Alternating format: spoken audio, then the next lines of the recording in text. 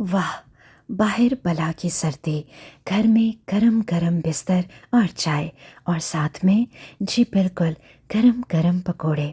लेकिन पकोड़े ऐसे जिनमें सारी सब्जियां मिक्स हों, तो यकीन कीजिए सर्दियों का लुत्फ़ दोबाला हो जाए।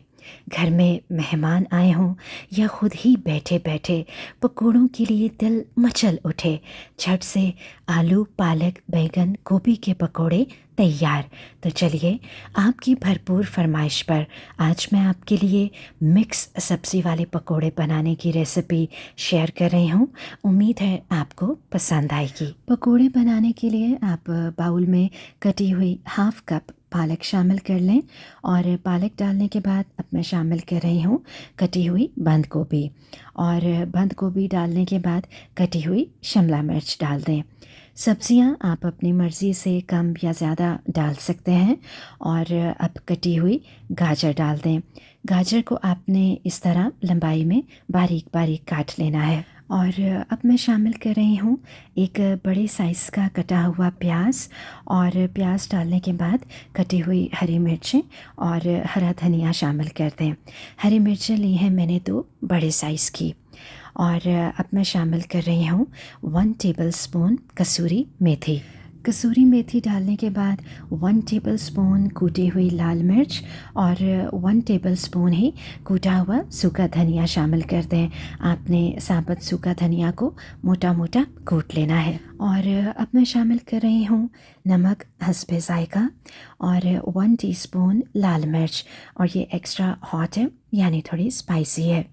और 1 टीस्पून ज़ीरा शामिल कर दें। ज़ीरा डालने के बाद 1 टीस्पून चाट मसाला डाल दें। और अब मैं इसमें थोड़ी सी अजवाइन शामिल कर रही हूँ, और अजवाइन डालने के बाद हाफ़ टी स्पून गरम मसाला शामिल कर दें। 1/4 टीस्पून हल्दी, और हल्दी डालने के बाद 1 टेबलस्पून नींबू का रस शामिल कर दें। और अब मैं शामिल कर रही हूँ 1 टीस्पून लहसुन अदरक का पेस्ट। और पेस्ट डालने के बाद अब आखिर में मैं शामिल कर रही हूँ एक दरमियाने साइज़ का कटा हुआ आलू, और आलू को आपने इस तरह लंबाई में बारीक बारीक काट लेना है। मुझे ये बाउल थोड़ा छोटा लग रहा है, और अब मैं इसे किसी बड़े बाउल में निकाल लूँगी। और अब तमाम वेजिटेबल्स और मसालों को आपने अच्छी तरह से मिक्स कर लेना है। अच्छे से मिक्स कर लेने के बाद अब मैं शामिल कर रही हूँ 1 टेबलस्पून चावल का आटा। चावल का आटा डालने से पकोड़े बहुत ही क्रिस्पी बनते हैं। और अब 1 कप बेसन डाल दें। अगर मुझे बेसन थोड़ा कम लगेगा तो मैं थोड़ा सा और शामिल कर लूँगी। और अब आप अच्छे से मिक्स कर लें।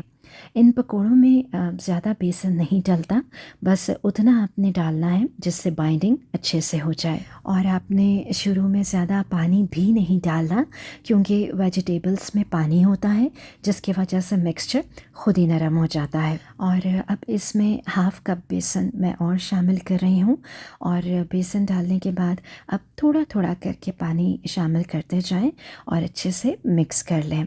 और इस तरह से बेसन थोड़ा गाढ़ा गाढ़ा सा होना चाहिए, और आपने पानी का इस्तेमाल बहुत कम करना है। मिक्सचर रेडी हो जाने के बाद अब कढ़ाई में ऑयल डालकर आप गरम कर लें, और ऑयल गरम हो जाने के बाद आप थोड़ा थोड़ा करके मिक्सचर लें और डालते जाएं। आप चम्मच से भी पकोड़े बना सकते हैं, और हाथ से भी, जैसे आपके लिए आसानी हो। और पकोड़े डालने के बाद आपने फ़ौरन इनकी साइड चेंज नहीं करनी। जैसे ही थोड़े एक साइड से ये हल्के ब्राउन हो जाए तो आप इनकी साइड चेंज कर दें। आंच आपने दरमियानी रखनी है जब तक ये अच्छे से गोल्डन ब्राउन ना हो जाए। पकोड़े अब अच्छे से फ्राई हो चुके हैं, बहुत ही प्यारा कलर आया है, और अब मैं इन्हें बाहर निकाल लूँगी। और अब इसी तरह से मैं बाकी के पकोड़े भी फ्राई कर लूँगी।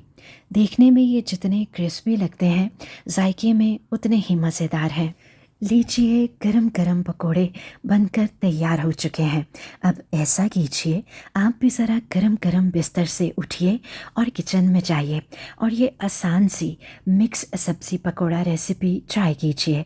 मुझे उम्मीद है कि आप जब मसालों की इसी तरतीब के मुताबिक पकोड़े बनाकर गरम गरम चाय के साथ नोश फरमाएंगे तो सच सर्दी पास आने का नाम नहीं लेगी, और आपको खाने में मज़ा ही आ जाएगा। अगर रेसिपी अच्छी लगी है तो इसे लाइक और शेयर भी कीजिए और मेरे चैनल को सब्सक्राइब करना मत भूलिएगा।